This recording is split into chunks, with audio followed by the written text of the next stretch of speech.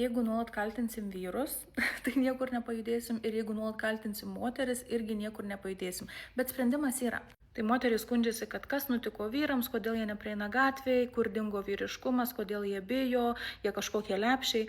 O tuo tarpu vyrai sako, ir čia žinokit, aš tikrai žinau, ką kalbu, nes kasdien girdžiu tai iš vyrų savo klientų, kurie sako, neįmanoma prieiti prie moterų, nes tarkim tu bare prieini prie merginos arba neduok dievę merginų kompanijos, pažiūrėsi tave kaip į kvailį, durnių krypą, sakys dink iš akių ir ko tu čia iš vis nori, arba iš vis bus ledo karalienė ir apsimes, kad net tavęs nemato. Tai mes visi šiek tiek gyvenam fantazijų pasaulyje ir turim įsivaizdavimus apie priešingą lytį, kurios dėmesio norim ir kaip ta lytis turėtų elgtis. Tai moterys įsivaizduoja, kad vyras turėtų ją pastebėti kažkaip ten stebuklingai, kaip pasakų knygose rašė, kad va, ėjau, pamačiau, kritau po kojom ir tu čia jau mano vienintelė ir net jeigu ta moteris ten nekreipia dėmesio ir yra šalta ir sako, tu prie manęs nelįsk, jis vis tiek turi ten jos siekti, kovoti, eiti su gėlėm ir taip toliau. Bet realybė tai yra kita ir ačiū Dievui, kad realybė yra kita, nes, kaip atrodytų vyrui, ta prasme, moteris, kuri į jį visiškai nekreipia dėmesio, kuri jo nenori, o jis kažkodėl vis tiek turėtų prie jos lyst, žinokit, tai nėra gerai ir tai yra, tikrai tas buvimas krypų stalkeriu ir,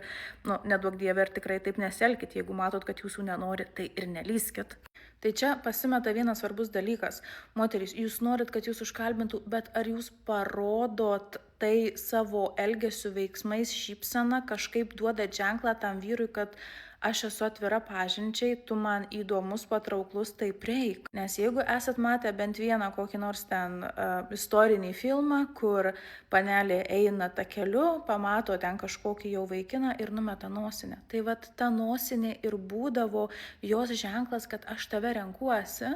Čia yra mano toksai, kaip sakant, tokia strategija, aš vat numetu nosinę ir tu ją pakelsi, buvo toksai, kaip sakant, etiketas ir mes taip susipažinsim. Tai vat mes pamiršom, kadangi gyvenam šitam skaitmeniniam pasauly, kur yra appsai, matchai, žinutės, seen, neseen ir ghost ir taip toliau, mes pamiršom, kad realybėje, mes esam gyvi žmonės, ryšio gyvūnai ir mes, bendraujam tam tikrą ir kūno kalbą ir turim vienas kitam parodyti ženklus, nes jeigu aš būsiu ledo karalienė, joks sveikas vyras nesusigalvos savo misijos, aš ją užkariausiu, net jeigu jinai į mane nežiūri.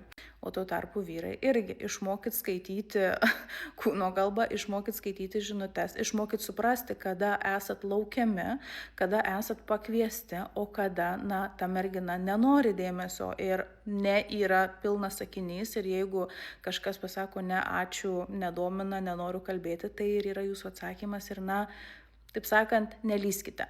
Ir jau matau komentarus, kur moteriai sakys, bet aš šypsausi, aš rodau visus ženklus, jie neprieina.